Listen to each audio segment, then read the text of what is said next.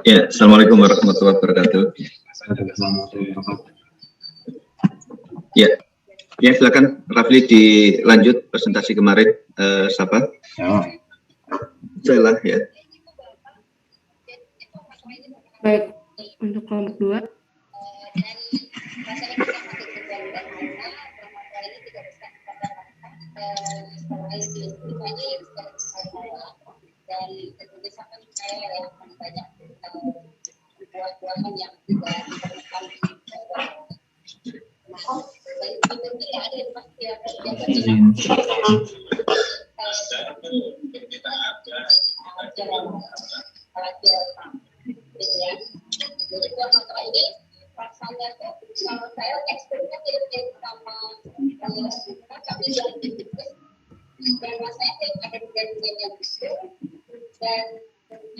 Baik, boleh. Mulai, Pak. Ya, sudah. Baik. Lagi Pak Taufani dan teman-teman sekalian. Bisa di apa itu? Bernardus di slide. Oke. Saya akan melanjutkan yang kemarin revisi itu, Pak. Untuk secara singkat dulu aja untuk perbandingan dari 3 jenis dari Celestial, Austentic, Veritic, dan Martensitic. Secara garis besar, kami mengambil 2 tipe untuk setiap jenis dan membandingkan. Lihat di sini kalau tidak ada terlihat sekali perbedaan dari Austenitic, Veritic, dan Martensitic, di mana Austenitic sangat besar dan yang Veritic dan Martensitic itu kandungannya sangat kecil. Tidak ada. Kemudian untuk penggunaan dan kromiumnya terlebih dahulu, komposisinya terlebih dahulu. Untuk yang Austenitic lebih besar daripada yang lain. Dan C-maksisnya adalah karbon maksimum. Jadinya pernah dengar kan kalau tipe ada yang 304L. Nah, L biasanya itu adalah low carbon. Jadi karbon yang ada di komposisinya itu lebih sedikit daripada yang tempat biasanya. Kemudian untuk karakteristik secara umum, untuk Austenitic yang digariskan itu karbonnya itu lebih daripada yang 302, jadi dibandingkan dengan yang sebelumnya yang Austenitic ini. Kemudian biasanya secara umum dia akan jelas lebih rinci itu adalah untuk precipitation during welding, jadi lebih baik untuk pengelasan seperti itu. Dan kalau di H6 itu lebih tahan korosi. Dan aplikasinya untuk 304 untuk heat exchanger tube-nya heat exchanger, preheater tubes, dan 316 untuk distillation equipment untuk distilasi menghasilkan asam lemak dan kertas asam sulfat ini untuk ya yang tahan korosi karena kan asam dan basa seperti itu. Untuk Veritic 405 dan proses 30 secara garis besar harus ke aplikasi aja untuk tower separasi, kemudian exchanger tubing juga bisa, dan untuk yang tipe 30 untuk chemical dan processing tower condenser. Ini dibandingkan dengan melihat komposisinya yang lebih rendah daripada Austenitic sebenarnya, dan tentunya dengan komposisi yang lebih sedikit harganya pasti akan lebih murah dan mempunyai magnetik yang bisa digunakan untuk kebutuhan tertentu. Untuk Martensitic yang terakhir ini tipe 410 dan 420 aplikasinya untuk tower bubble ini untuk yang seperti penerapan teknik kimia gitu ya, untuk petroleum terutama untuk pemurnian petroleum. Terus ada juga valve untuk sebagai kayak keran gitu, dan turbine blades atau yang biasanya ada di kapal-kapal ya. Dan 420 biasanya untuk hot and steel atau yang biasanya di alat makan, alat dapur.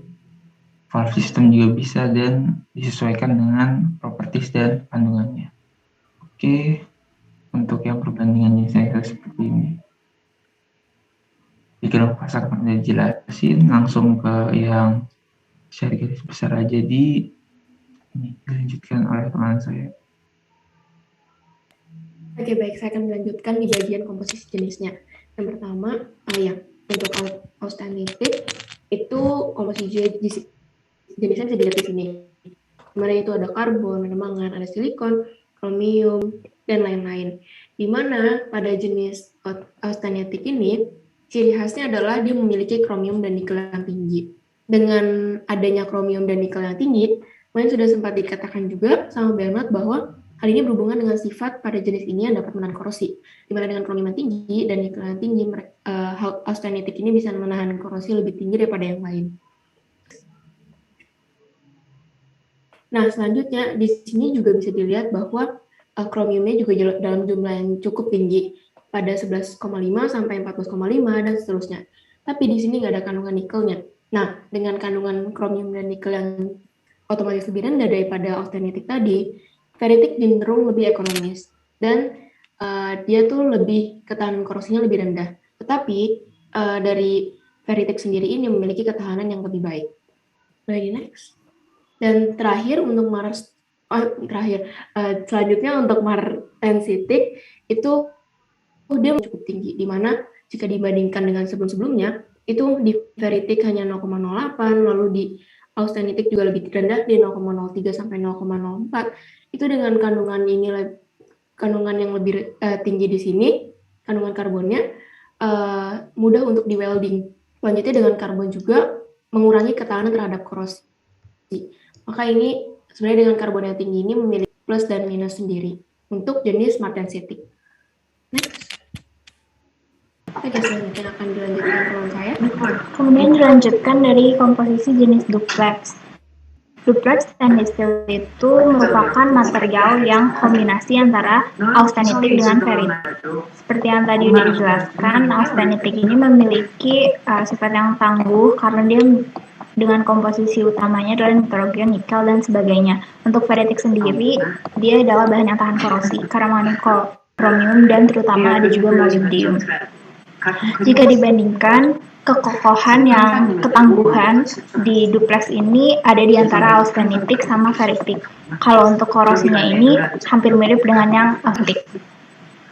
Kemudian komposisinya sendiri, yang pertama ada kromium, yaitu untuk korosi, jadi mencegah korosi, tahan korosi. Kromium sendiri yang dikandung oleh duplex ini paling besar dibanding yang lain jika dibandingkan. Kalau nanti di back itu kromium yang lain sekitar belasan, sedangkan pada duplex memiliki 20%. Kemudian yang kedua ada molybdenum MO yang mendukung kromium dalam ketahanan korosi. Jumlahnya ini tidak terlalu besar, sekitar 2% sampai maksimal 4%, karena efeknya sendiri walaupun kecil sudah sangat besar. Kemudian black. Yang ketiga ada nitrogen, yaitu sebesar 0,1 sampai 0,3%, yang berarti lebih kecil daripada di austenitic. Karena untuk menyeimbangkan dengan unsur pembentuk ferritic agar mendapatkan struktur duplexnya. Karena kan tadi yang molybdenum merupakan unsur dari ferritic, sehingga diseimbangkan dengan nitrogen untuk unsur menjadi duplex, gabungan antara ferritic dengan austenitic. Kemudian komposisi yang keempat ada nikel. Nikel komposisinya sekitar 8%, yaitu penstabil austenitic juga sama seperti nitrogen. Kemudian dengan nikel akan ada perubahan struktur dari BCC yang dimiliki ferritic ke VCC austenitic sehingga mencapai komposisi duplex. Dan yang kelima ada karbon. Karbon hanya di bawah 0,03%, sedikit, karena sudah seperti disampaikan oleh Stella, karbon sendiri mengurangi korosi sehingga hanya sedikit karena kan duplex untuk tahan korosi. Baik, saya akan lanjutkan untuk next slide. Yang selanjutnya adalah komposisi jenis precipitation hardening stainless steel, yaitu kombinasi antara austenitic dengan marstenitic. Yang paling terkenal adalah ya si Bernardus dulu. Iya Pak. Untuk revisinya yang kemarin. oh ya Pak, untuk yang lebih kuantitatifnya itu apakah langsung ini Pak? Kami mendapatkan dari sumber ini Pak. Ada chemical composition, mechanical properties, dan physical properties. Iya. Yang ini sudah dimasukkan belum? Mechanical property-nya ini. Untuk propertinya ada beberapa yang sudah kami masukkan, hanya saja terlalu banyak ini Pak, jadinya kami masih masuk ke Excel Pak, seperti mechanical properties. Di sini ada heat treatment, thickness, proof strength, tensile strength. Ini yang bagus sekali nih ya, bagus sekali ya, kayak ini sih dimaksud ini. Nah, ini kayak katalog. Ini nanti kamu desain pabrik ya, ini yang kamu butuhkan. Ya, terutama di iki maksud saya. Iki gimana caranya ya? Atau dikasih link aja nanti ini. Kasih link gimana temanmu bisa mendownload ini bagus ini. Ya. Ini sayangnya kok komposisinya nggak ada ya, nggak kelihatan saya. Di atas Pak, makanya ada tabelnya berbeda. Oh ini komposisinya, kemudian baru propertinya ya. Benar Pak. Oke, ya, ini yang saya maksud ya. Tapi kok kodenya beda ini. Untuk ASTM-nya yang kami lihat Pak, seperti untuk yang diambil tidak semua Pak. Kalau yang di sini kan saya izin jawab ya Pak. Ini di sini kan semuanya. Saya iya. Nggak kelihatan.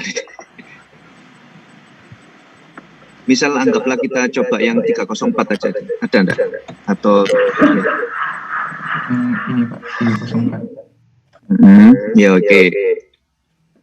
Sebentar Pak, kami sudah membuat tabel di spreadsheet Pak, mungkin akan mudah kalau di sini Pak. Ya. 304 ya. Ya ini bagus ini. Ya, intinya nanti di termasuk di kelompok 1 ya, kemudian kelompok 2. Jadi PDF referensi kalian nanti ditaruh dalam satu folder gitu ya. Jadi PowerPoint kalian sama referensi yang digunakan di dalam presentasi kalian ini dikumpulkan jadi satu. Semua biar bisa mengakses di sana. Maksudnya paham nggak ini, Bernardus, Clarissa, semuanya ini, Stella? Di dalam presentasi Pak, di PPT. Ya, jadi ada taruh dalam satu folder aja, ini PPT-nya, kemudian referensinya gitu loh. Maksudnya paham ya? Ini yang ini file ini bagus ya. Ini yang saya butuhkan ini untuk kompetensi kalian. Jadi di situ ada komposisi ya.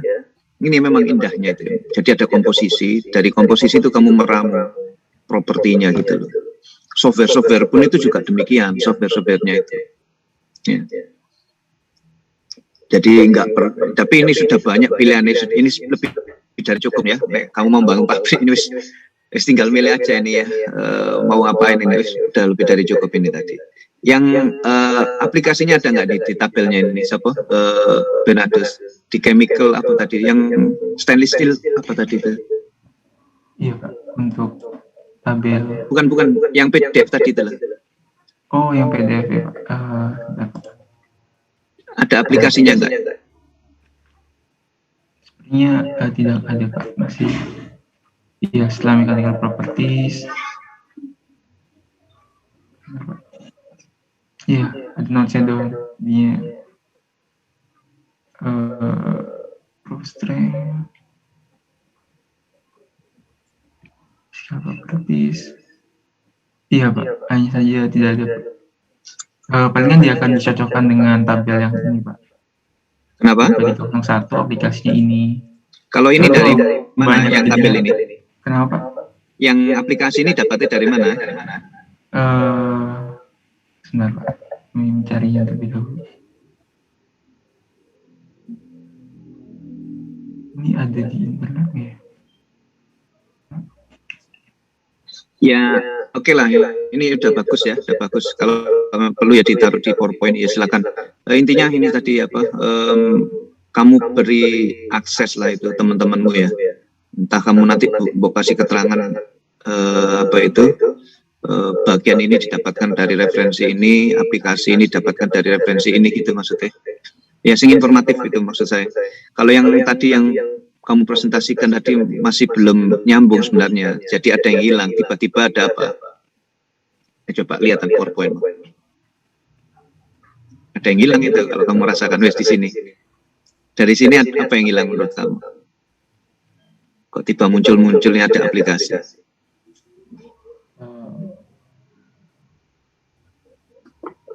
Kurang apa ya? Ada yang hilang gini. Nah, Stella udah senyum ini, sudah paham ini. Apa yang hilang? Apa yang hilang? Fisikal nyambung. Apanya? Physical properties-nya. Ah ya, pintar. Ya, jadi propertinya kamu nggak kuantitatif di sini. Kamu padahal masukkan komposisi kuantitatif sekali itu. Bagus ya. Ini kamu jadiin satu tabel. Mantep ini apa? Bernardus ini. Ya, boleh berlembar-lembar nggak apa-apa, bagus sekali ya. Kayak tadi itu bagus file tadi itu. Ya, cuman aplikasinya belum kelihatan. Baik. Atau mungkin di spreadsheet aja Pak, biar lebih panjang bisa lebih. Kalau PPT kan di crop. Ya, silakan. Nanti kamu beri keterangan ini diakses di mana gitu loh. Apa maksudnya ya? Baik. Nah, nanti kumpulkan semua file PDF, ini semua ditaruh dalam satu folder ini, kelompok 1, kelompok 2 gitu. Stella nanti paham ya? Paham, Pak. Nanti sebelum, ya ini kita perlu membahas kuisnya ya. Kapan kuisnya? Kalau bisa mungkin di luar jam kelas saja ya, supaya nggak mengganggu jadwal kuliah kalian. Setuju atau enggak? Mungkin didiskusikan dengan teman-teman dahulu, Pak. Kenapa? Didiskusikan dahulu. Ya silakan. Jangan didiskon ya, jangan didiskon itu nih waktu kuliahnya ya. Kuliah jangan diambil waktunya. Oke, saya kira oke lah ini oke nih. Cuman ditambahkan apa itu propertinya. Jadi bukan deskripsi ini ya. Kalau saya bilang good apa itu entah itu mechanical property, ngomong aja misalnya. Nggak kelihatan di sini angkanya berapa. Ya. Oke, itu yang kamu butuhkan nanti di dalam maupun desain pabrikmu itu. Oke, saya kira cukup ini ya. Maksudnya paham ya, Bernardus ya? Oke, yuk next. Untuk selanjutnya akan jelaskan tentang magnetik dan saat yang belum dipresentasikan. Saya izin stop share. Mungkin teman saya Tiara bisa shift karena saya mau izin ke toilet. Mohon maaf. Tiara boleh gantiin. Saya mau izin ke toilet dulu Pak sebentar. Tiara. Kenapa mungkin? Oh enggak Pak, saya aja yang mau izin ke toilet Pak. Saya izin melanjutkan Pak. Oh iya. Loh, kok sudah ke sini? Belum, hari tugasnya masih revisi ini masih ada yang kemarin. Ayo, apalagi revisinya, ayo. Slide 30 setelah Tirto. Siapa yang ngomong ini? Naila, Pak.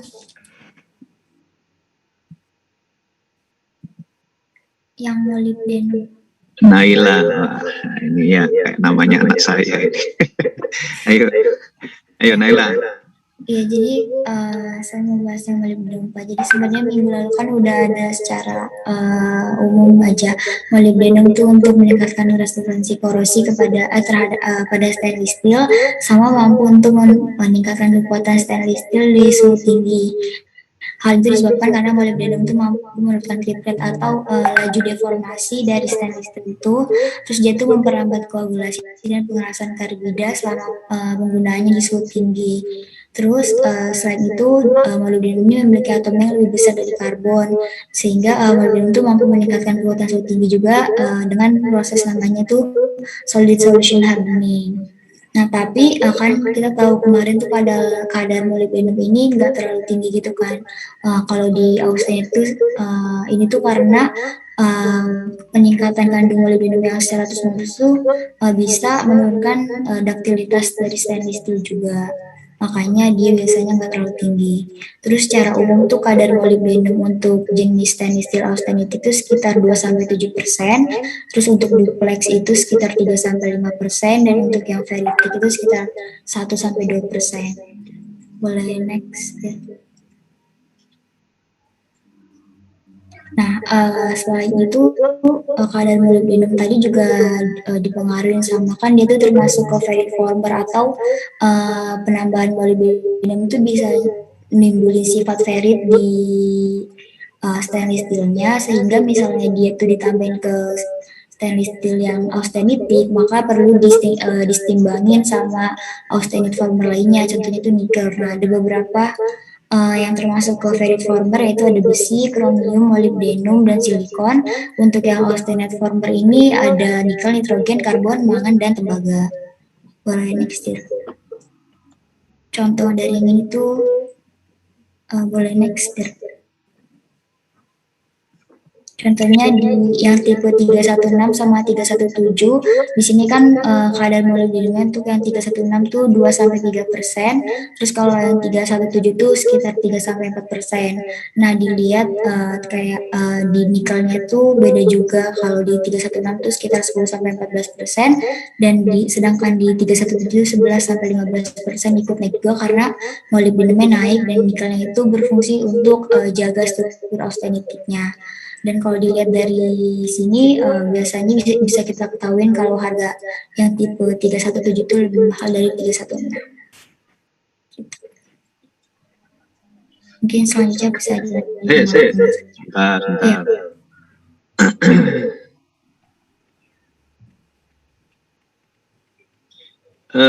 Ini kalau kamu tambahkan 304 ini bisa nggak, Naila? Ini loh komposisinya, saya pinginnya itulah Pak, dari komposisi kemudian juga muncul ininya ya, propertinya gitu loh. Kemarin diskusi itu ya. Jadi bukan ini toh ya, jadi bukan bumbunya saja. Rasanya bumbunya hasil diracik itu gimana? Itu propertinya. Bingung maksud saya. Enggak, ditambahin ini kan Pak, ada yang 314 juga, cuman 304. Ya, 304 sama ada propertinya. Terus ini kamu jelasin ya apa ini?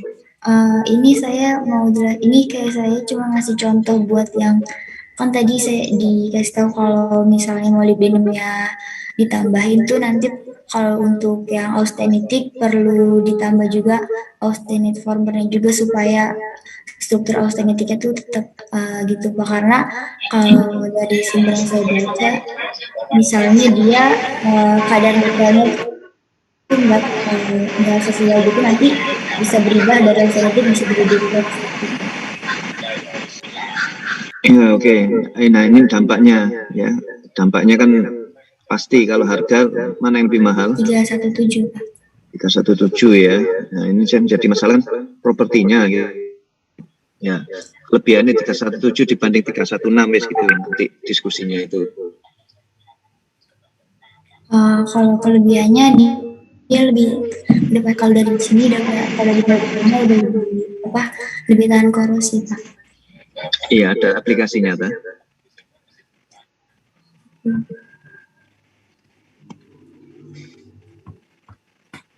Ada aplikasinya tak di situ? Memang ada deskripsinya? Enggak Pak. Loh, ayo tabele siapa tadi? Tabele Bernardus gimana? Ayo ditambahkan di sini 316, 317 wes. Ya apa tadi?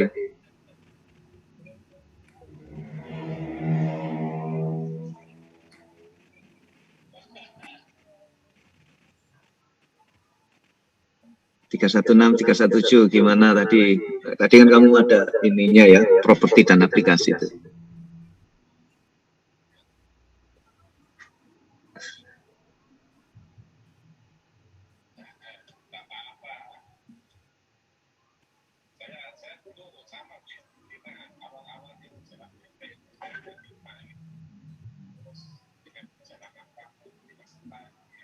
Di yang tabel.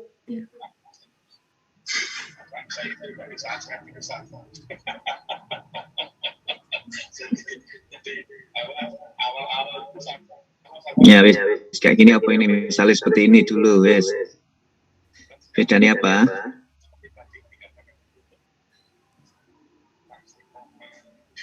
Bedanya ini Pak, tadi yang di kalau resistansi korosinya Pak.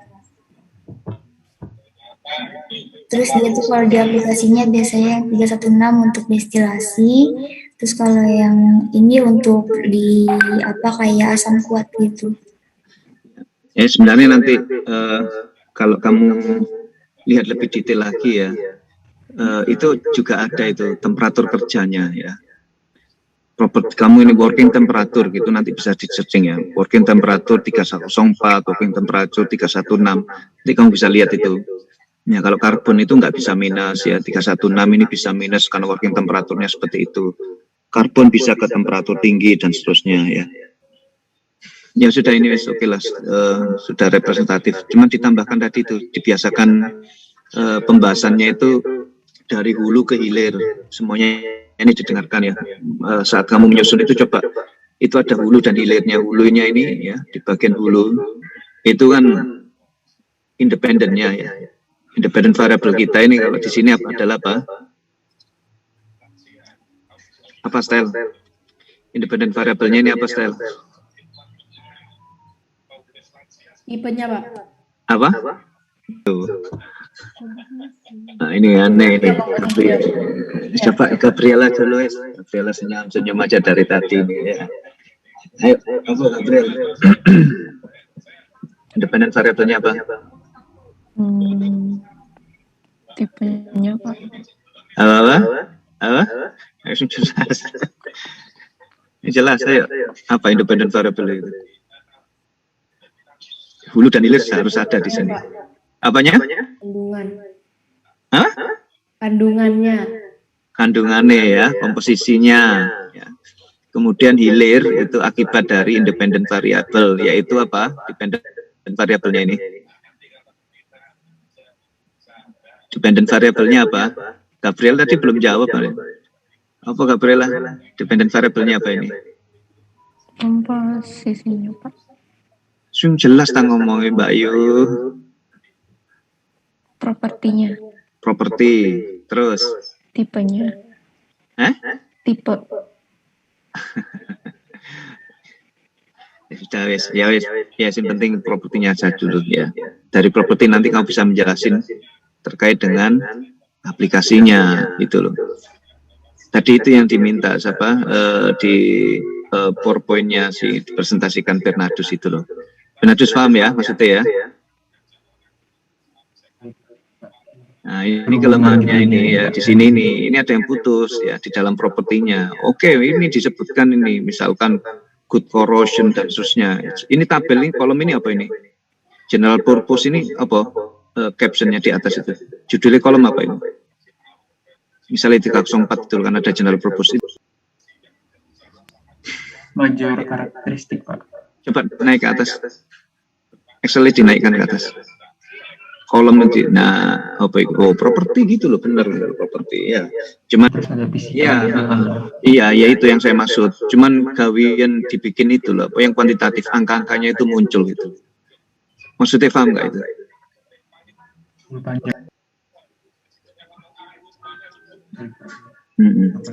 Jadi satu file besar itu bagus sekali. Ini ada tadi tabelnya juga sudah sudah diklasifikasikan itu. Austentik dan seterusnya itu ya. Udah bagus, di situ ada klasifikasinya, kemudian ada komposisinya ya. Kemudian di tabel berikutnya ada propertinya, udah bagus itu. Kalau mau digabungkan dalam satu tabel, memang agak panjang tapi bagus ya. Langsung kelihatan nggak naik turun kalau baca itu. Maksudnya paham nggak Bernardus? Bisa nggak kamu buatin gitu, di convert nang Excel dulu gitu loh, nanti kamu gabungkan gitu. Bingung? Ini juga Excel juga sih terus Pak, spreadsheet. Apa?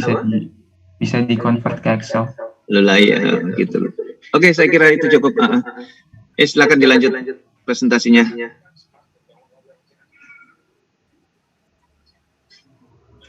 Jadi intinya kalau molybdenum itu untuk meningkatkan apa, Naila? Resistansi korosi sama ketahanan di suhu tinggi. Tapi ada harus kompensasinya, yaitu apa? Harus dikompensasi dengan penambahan nikel atau austenite former yang lainnya. Nikel atau austenite former yang nimbulin sifat austenite di stainless steel, Pak. Cuman umumnya dipakai nikel. Ya sudah. Former austenitic itu apa misalnya gitu? Oh, itu kayak tadi ke 31 tir. Ya sudah. Ya silakan dilanjut dulu.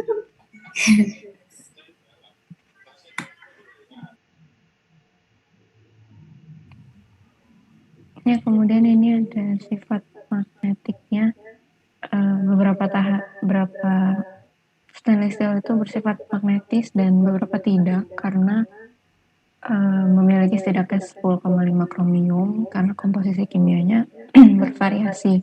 Kemudian ferritik dan martensitik itu bersifat magnetis karena komposisi besi dan struktur molekulnya, dan austenitik itu nggak menunjukkan ferromagnetik karena struktur molekulnya yang berbeda. Makanya biasanya untuk mesin MRI itu digunakan austenitik. Kemudian perbedaan struktural itu berasal dari jumlah nikel yang memperkuat lapisan oksida untuk pelindungan yang baik terhadap korosi, tapi juga bisa mengubah struktur baja tahan karatnya. Ini ada tabel kandungan kromiumnya juga dari beberapa jenis stainless steel-nya. Next.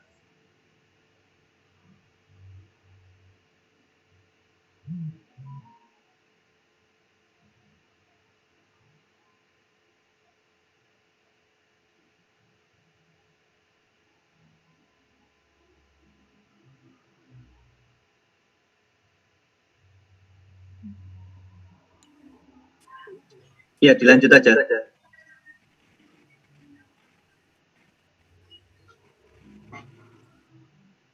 Baik, akan saya lanjutkan. Selanjutnya adalah proses pembuatan stainless steel. Bisa di next.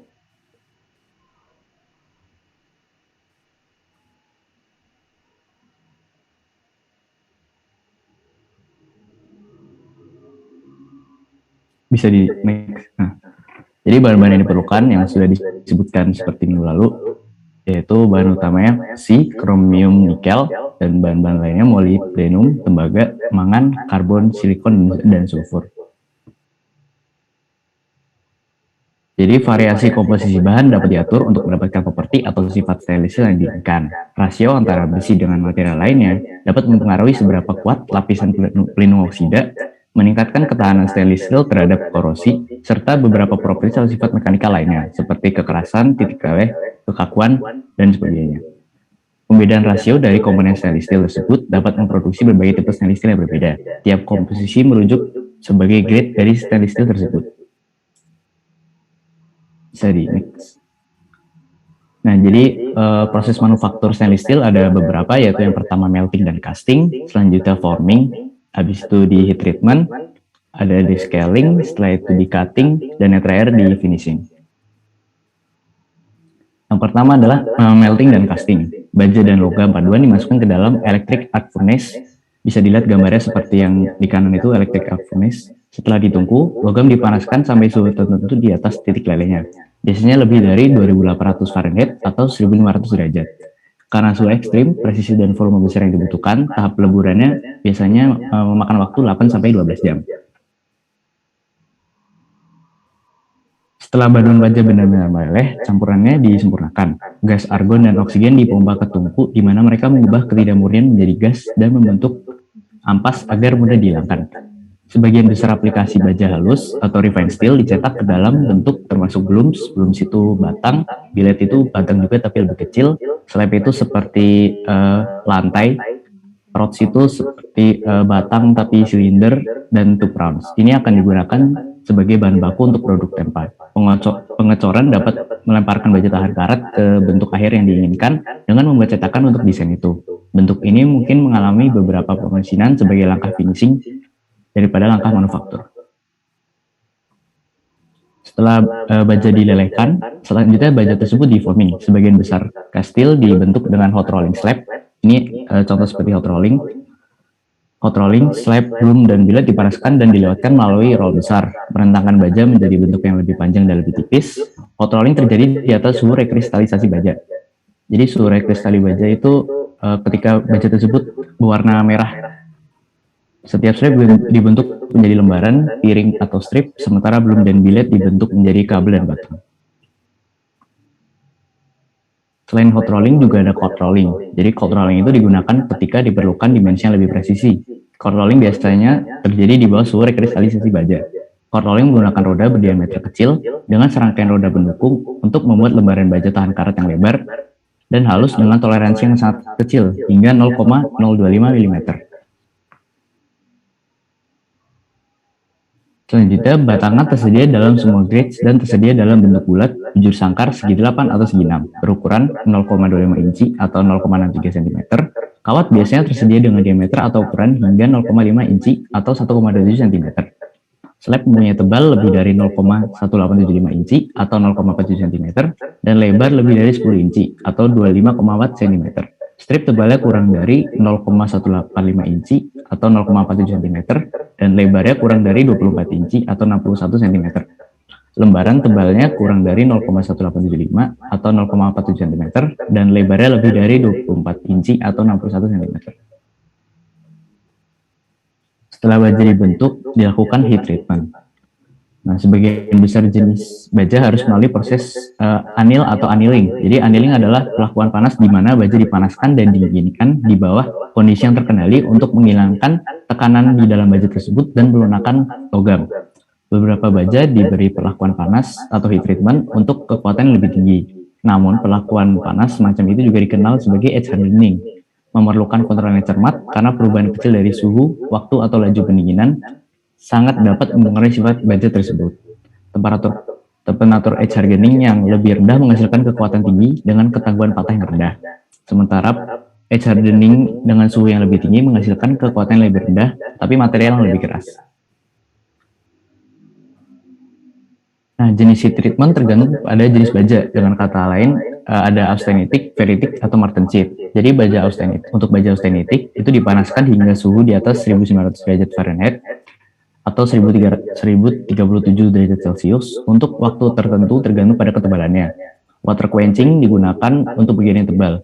Jadi quenching itu istilahnya rapid cooling logam tersebut yang awalnya dipanaskan hingga suhu yang sangat tinggi. Sedangkan air quenching atau air blasting digunakan untuk bagian yang tipis. Jika didinginkan terlalu lambat, presipitasi karbida dapat terjadi. Penumpukan ini dapat dihilangkan dengan stabilisasi termal. Dalam metode ini, baja ditahan selama beberapa jam pada 1500 hingga 1600 derajat Fahrenheit. Membersihkan bagian permukaan dari kontaminan sebelum perlakuan panas, karena juga diperlukan untuk mencapai perlakuan panas yang tepat. Nah, untuk yang ferritic steel itu tidak melalui proses quenching. Jadi heat treatment yang berlaku pada ferritic hanya annealing. Ini karena mereka menghasilkan kekerasan yang minimum dan kelenturan yang maksimum, serta ketahanan terhadap impact dan ketahanan terhadap koresi di kondisi anneal dan quench. Annealing juga memberi mikrostruktur baja yang lebih homogen. Untuk martensitic steel, dapat diatur kekerasannya secara maksimal melalui fase quenching. Baja ini mendapat kekerasan maksimal di tengah-tengah bagian berukuran 30 mili atau 20 inch, ketebalan dengan air cooling. Selanjutnya setelah di heat treatment, kita nge-descale. Baja stainless steel yang digulung memperoleh lapisan mild scale teroksidasi yang perlu dibersihkan untuk mengembalikan permukaan yang mengkilap. Kerak biasanya dihilangkan melalui cara kimia, contohnya seperti electrocleaning dan pickling. Dalam pickling, baja stainless steel direndam dalam bak asam nitrat hidrofluorat. Electrocleaning menggunakan katoda dan asam. Kemudian logam yang berkerak dihilangkan keraknya dengan air bertekanan tinggi, menghasilkan hasil air yang cerah dan mengkilap. Nah, Setelah di scaling, baja tersebut di cutting atau dipotong. Operasi pemotongan atau cutting biasanya diperlukan untuk mendapat bentuk atau ukuran yang diinginkan. Pemotongan mekanis dilakukan dengan berbagai metode, termasuk pemotongan lurus menggunakan pisau guillotine, pemotongan lingkaran menggunakan pisau lingkar dengan posisi horizontal dan vertikal, penggergajian menggunakan pisau baja kecepatan tinggi, blanking dan nibbling. Blanking menggunakan pukulan logam untuk meninju bentuk logam. Nibbling adalah proses pemotongan dengan membolongkan serangkaian lubang yang tumpah tindih dan bentuk yang tidak beraturan. Nah, baja stainless juga dapat dipotong menggunakan flame cutting atau pemotongan menggunakan api yang melibatkan flame torch berbahan bakar api menggunakan oksigen dan propana bersama dengan besi. Metode ini bersih dan cepat. Metode pemotongan lain dikenal sebagai jet plasma, di mana kolom gas terionisasi dalam hubungannya dengan buju listrik melalui lubang kecil membuat pemotongan. Gas menghasilkan suhu yang sangat tinggi untuk melelehkan logam. Nah, ini adalah contoh flame cutting, jadi menggunakan api untuk memotong baja. Bisa di next. Ini adalah jet plasma. Nah, ini blanking, jadi logamnya itu dipukul. Ini adalah nibbling. Nibbling seperti menjahit, tapi bedanya ini melubangi logam. Nah, selanjutnya baja itu di finishing. Finishing penting untuk baja stainless steel karena sangat penting dalam aplikasi di mana penampilan juga sangat penting. Finishing juga membuat baja tahan karat lebih mudah dibersihkan, penting untuk sanitasi. Permukaan yang halus seperti yang diperoleh dengan pemolesan juga memberikan ketahanan korosnya lebih baik. Di sisi lain, hasil akhir yang kasar seringkali diperlukan untuk aplikasi pelumasan, serta untuk memfasilitasi langkah manufaktur lebih lanjut. Ada berbagai metode yang digunakan untuk finishing. Hasil akhir yang kusam atau dull finishing dihasilkan dengan hot rolling, annealing, atau descaling. Hasil akhir yang cerah atau bright finish diperoleh dengan hot rolling yang kemudian di cold rolling pada gulungan yang dipoles. Hasil air yang sangat reflektif atau reflective finishing dihasilkan dengan cold rolling dalam kombinasi dengan annealing dalam tubuh atmosfer terkontrol, menggiling dengan abrasif atau dengan mengoles permukaan yang digiling halus. Finishing cermin atau mirror finish dihasilkan dengan memoles dengan abrasif yang semakin halus diikuti dengan buffing yang ekstensif. Buffing menggunakan roda kain dalam kombinasi dengan kompon pemotongan yang mengandung partikel abrasif yang sangat halus dalam bentuk batangan atau tongkat. Sekian presentasi dari kelompok kami. Mungkin ada tambahan atau pertanyaan, Pak?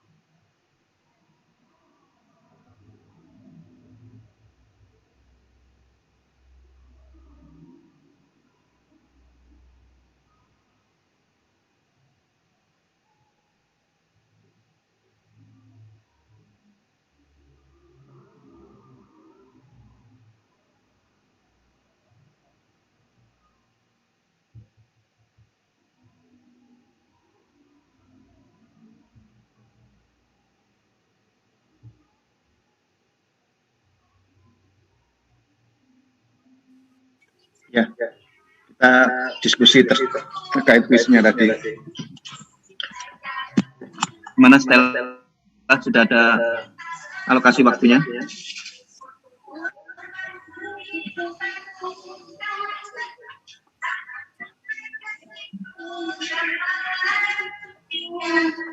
Stella gimana? Maaf Kak, baru kedengaran wifi saya error. Dari teman-teman ingin bertanya Pak, apakah harus minggu depan kah? Karena dari teman-teman mau menawarkan untuk kalau boleh minggu lagi. Gimana? Dari teman-teman bertanya apakah harus minggu depan untuk kuisnya atau diperbolehkan 2 minggu lagi. Karena ada teman menawarkan 2 minggu lagi jika boleh. Karena laptop saya bermasalah.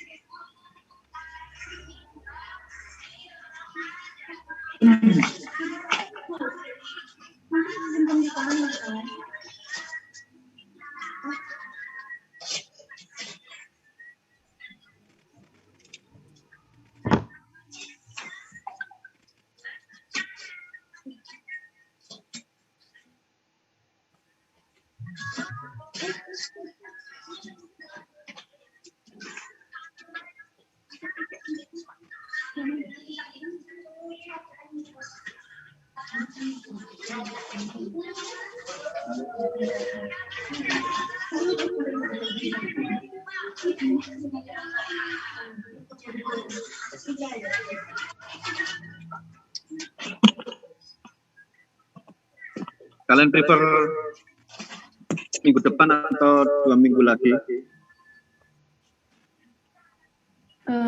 Saya sih dari teman-teman menawarkan 2 minggu lagi, Pak.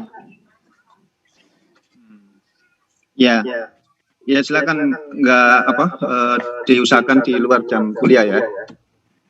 Baik, Pak. Untuk alokasinya tetap sesuai dengan jam matkul, Pak. Jadi 1 jam 50 menit. Serah kalian. Mau berapa jam?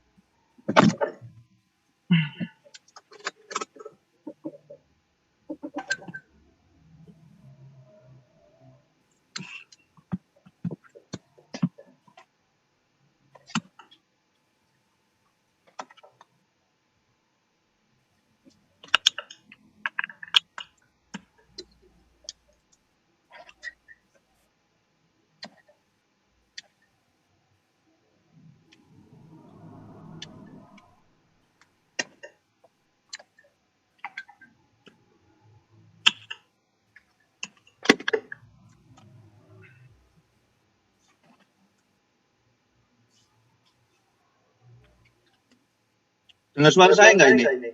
Dengar, Pak, tapi lagi didiskusikan, Pak.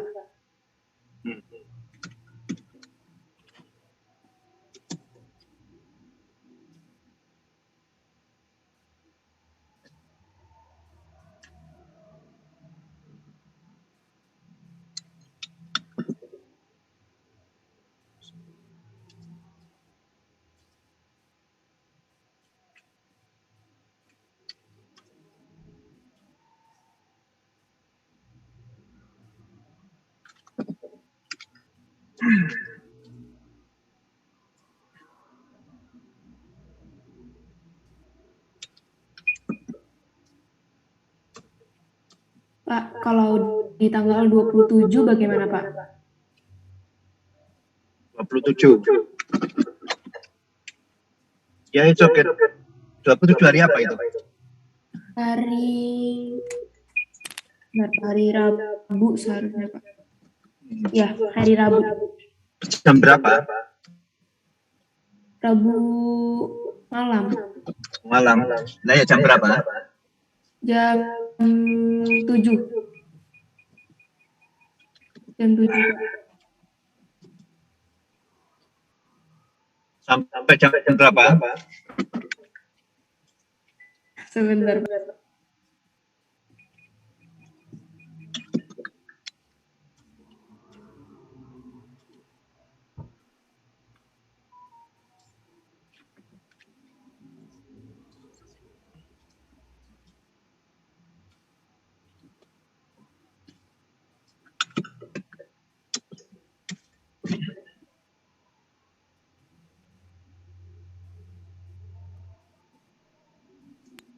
Apakah boleh tahu nanti gambaran soalnya akan seperti apa? Nah, mau berapa soal, wes? Yang pasti ada karbon sama stainless steel. Nggak jauh-jauh dulu. Dua soal. Diketik dengan rapi, teman-temanmu dulu ya sama kelasmu.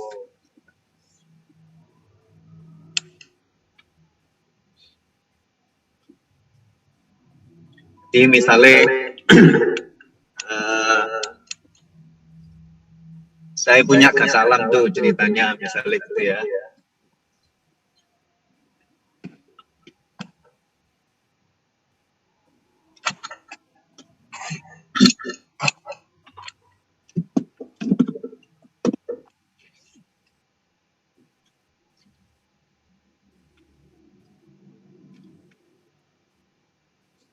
Ceritanya saya punya gas alam, itu saya mau alirkan ke PLTGU, ya, tekanannya 28 bar. 28 bar ya. Kan itu berarti di turbin itu. Nah, misalnya kalau tekanan segitu, ya, dan gasnya sudah bagus, misalnya seperti itu. Kemarin menurut ya gitu kan kodenya, nanti saya tanyakan itu. Pada saat memilih kalian gunakan code and standar apa? Di situ ya, di situ nanti akan dijelaskan di code and standar ya. Itu pakai apa? Misalnya seperti itu ya. Pada saat memilih itu jelaskan ininya apa namanya? Komposisi ya. Kemudian propertinya. Jadi kalau yang PLTGU ini kan pasti ya, yang berkaitan dengan mechanical property dulu, karena itu berkaitan dengan tekanan.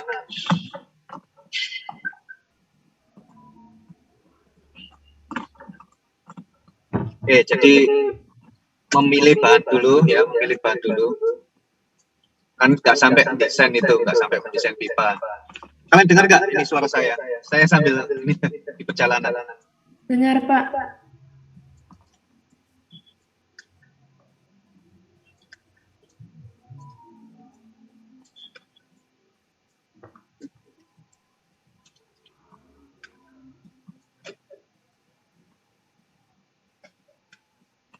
Ya. Terus kemudian Anda kan juga sudah belajar code standar ya, code untuk penomoran itu. Nah nanti misalkan berdasarkan IC ya, tadi kan Anda sudah memilih itu ceritanya. Misalnya saya enggak, tapi sebenarnya kalian sudah tahu itu tipanya apa, itu sudah tahu ya, materialnya apa sudah tahu itu. Kemarin sudah kita bahas itu. Ya. Saya minta kalian mencari padanannya, kalau itu berdasarkan kode IC. Kira-kira kalau mencari padanan itu gimana menurut kalian? Apa yang kalian lakukan? Saya pancing ini diskusinya.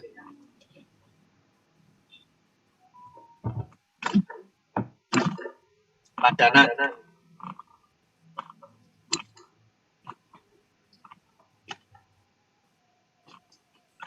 Dari mechanical property-nya yang ini Pak,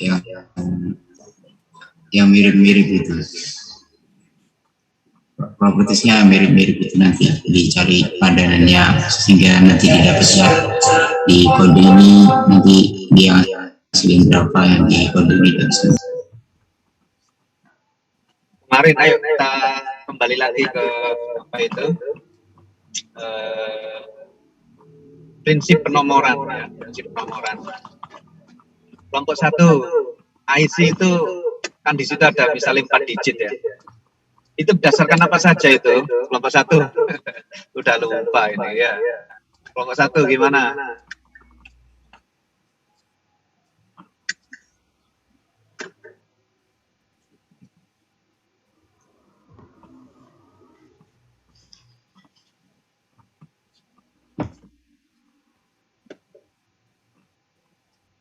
Kelompok 1 gimana?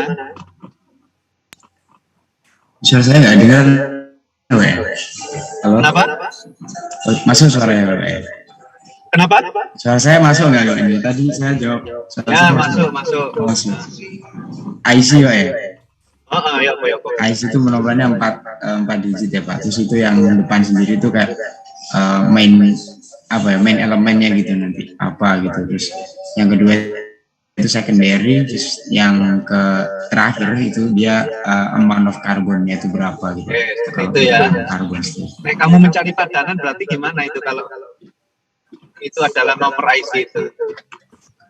Menurut saya kalau kita nyari padanannya gimana itu nanti dibandingkan Pak, buat mechanical property-nya itu dia gimana sama mungkin komposisinya itu gimana, untuk karbon berapa itu dibandingkan dengan penomoran kode yang lain nanti dapat padanannya.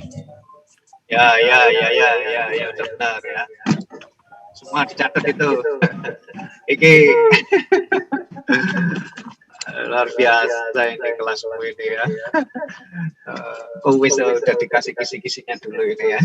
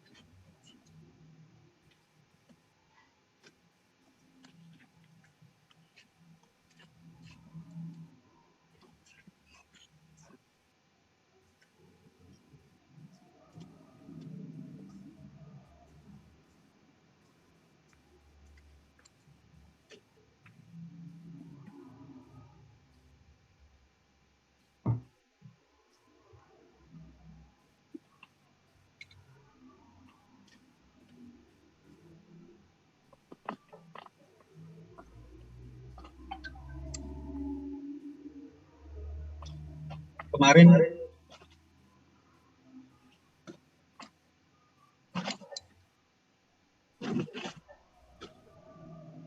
ada satu subbahasan ya. Dan saya kira ini yang akan menjadi pembeda ya. Ini akan menjadi pembeda kalian ya. Barangkali nilai-nilainya ini akan berpengaruh di sini. Yaitu kira-kira apa yang kemarin kelompok 1 yang belum dipresentasikan dengan baik ya. Terus saya loh ya.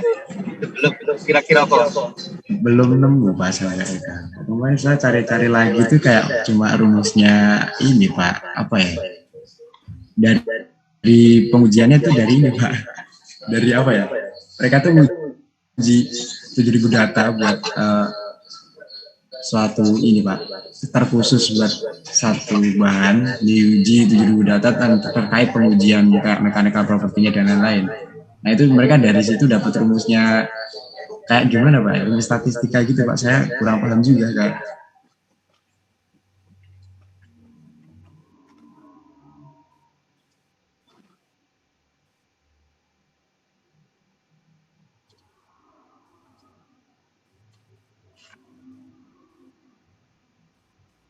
Ya benar itu yang kelemahan ini ya Pak.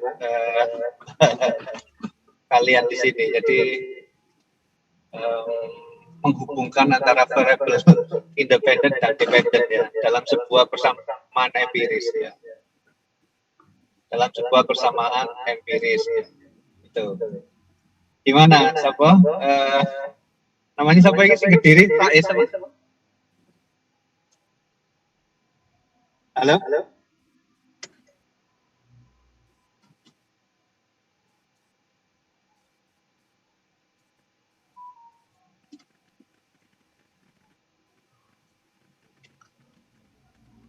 Rais sinyalnya Pak bermasalah.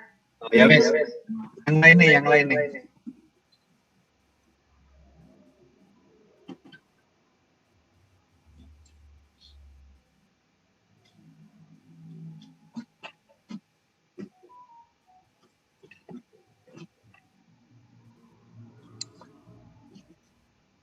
Pak, maaf saya wifi saya mati gitu Pak tadi.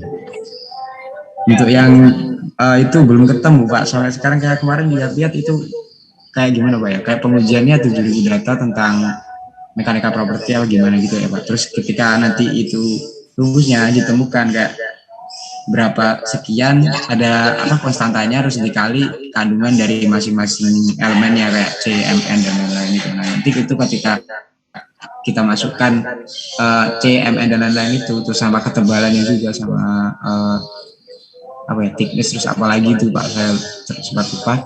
Dari situ nanti ketemu ininya, dapat gesernya berapa, hardness-nya berapa gitu. So, saya belum menemukan ya. Keywordnya apa? Keywordnya ini empirical equation regarding di apa ya Pak sebenarnya? Bentar.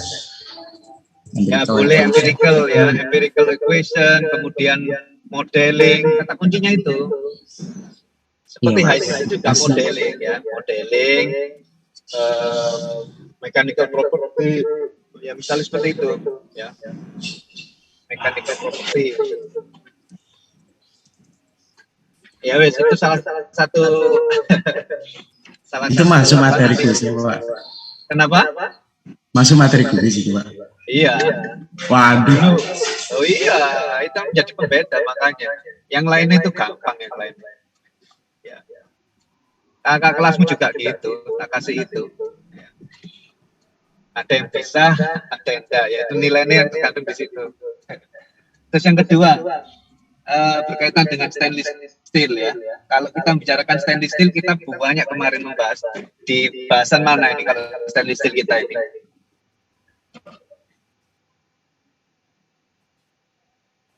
Komposisi properti gitu Pak, tabel itu.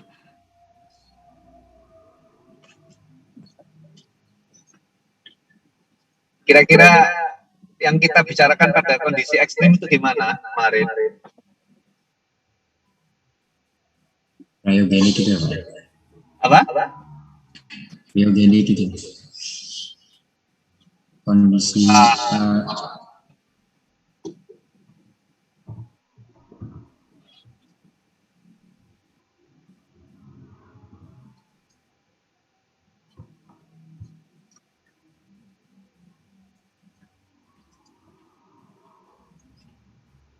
tadi ada yang mempresentasikan lagi loh ya. Kalau nggak salah tadi namanya Naila. Bahasa apa dia itu?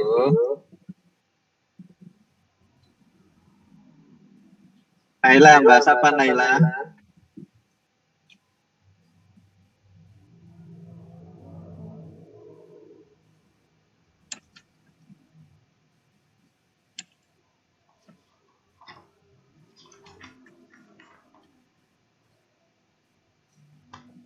Iya Pak. Bahasa apa tadi kamu? Molybdenum Pak. Sebelum molybdenum bahasa apa itu? Ada tabel tadi loh, bahasa apa itu? Bahas ini komposisi dan propertinya Pak, ada.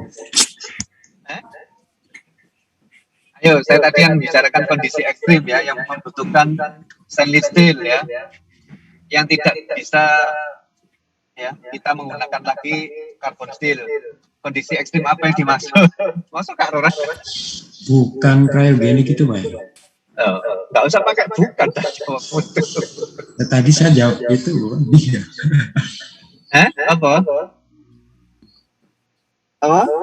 Menurut saya yang cryogenik itu Pak, suhu rendah. Cryogenik ya, cryogenik. Berarti kalau cryogenik ini kira-kira kemarin kita bahas apa? Fluida apa? Fluidanya kemarin.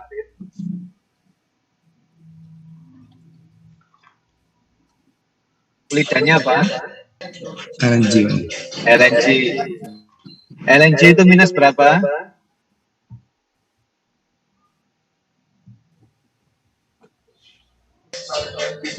Kemarin 100 -193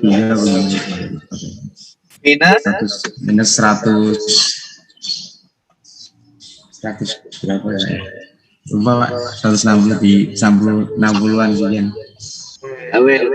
Minus 160-an ya. Oke, udah benar. Ya. Makanya tadi si Aisyah saya kritik di tabelnya. Kalau ini untuk apa itu cryogenic application. Ada satu yang belum kelihatan di situ, yaitu apa tadi, Aisyah?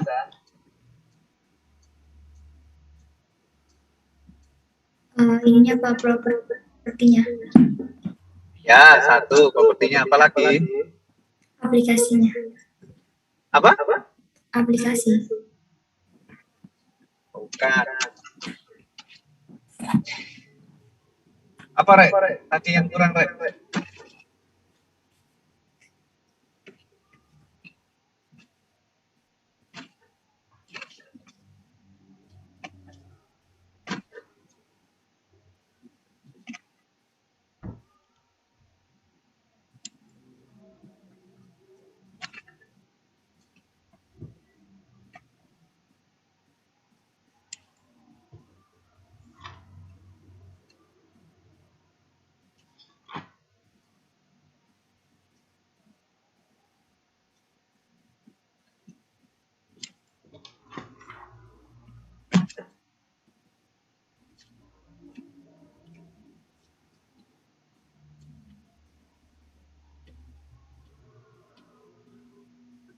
Temperatur kerja.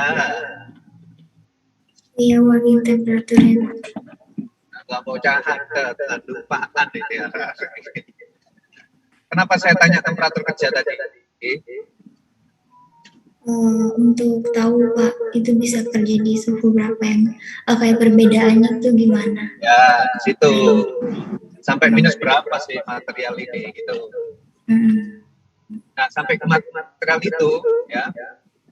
Nanti kamu jelasin di situ LNG itu. Properti apa yang dibutuhkan pada saat ya kita involved dengan cryogenic application. Ya wes, kamu jawab sendiri itu nanti.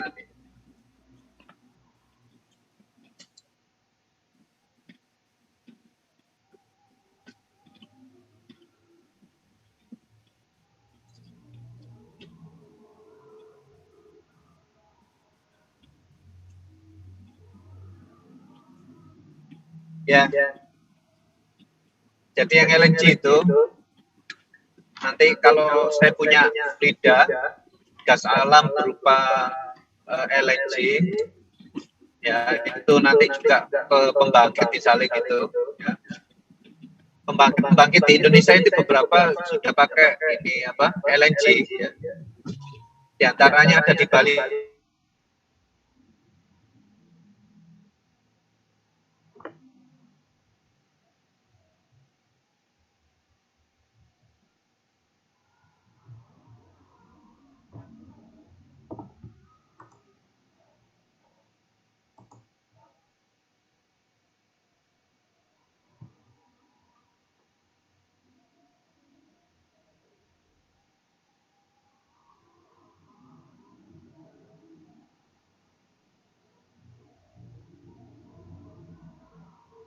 Ini juga itu yang desain juga tim saya itu pembangkit. Pak, mohon maaf agak putus-putus barusan.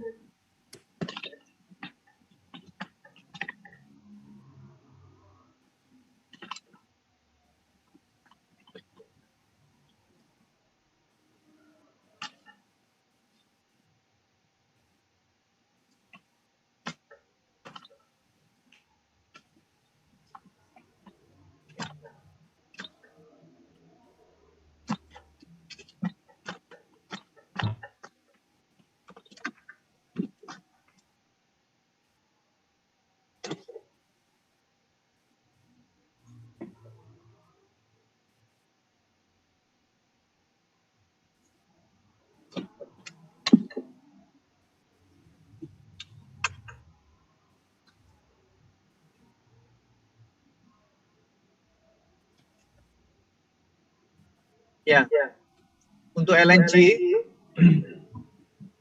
sama seperti yang karboksit tadi ya. Itu dengar nggak suara saya? Dengar Pak. Dengar Pak. Ya itu cara pemilihan bahannya untuk LNG itu dipakai apa, jenis apa, nanti padanannya apa gitu. Nah misalnya dengan IC. Ya kira-kira itu Saya kira itu untuk isi siklusnya. Nah itu jawab seperti itu kamu butuh berapa lama?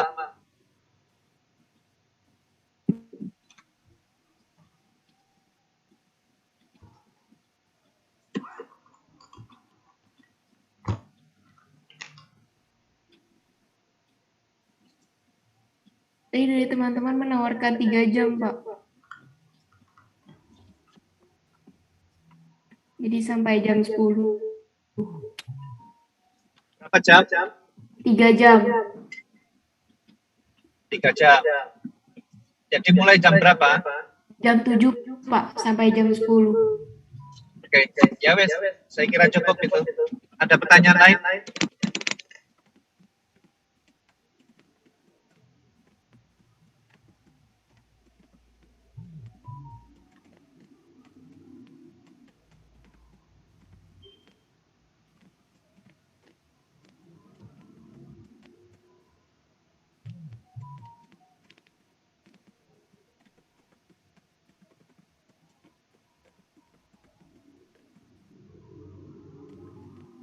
Pertanyaan lain? Cukup, Pak. Oke, ya jangan lupa absen dan isi berita acaranya lain. Ya. Baik, Pak. Dari saya, Terima kasih, Pak. Makasih, Pak. Terima kasih, Pak.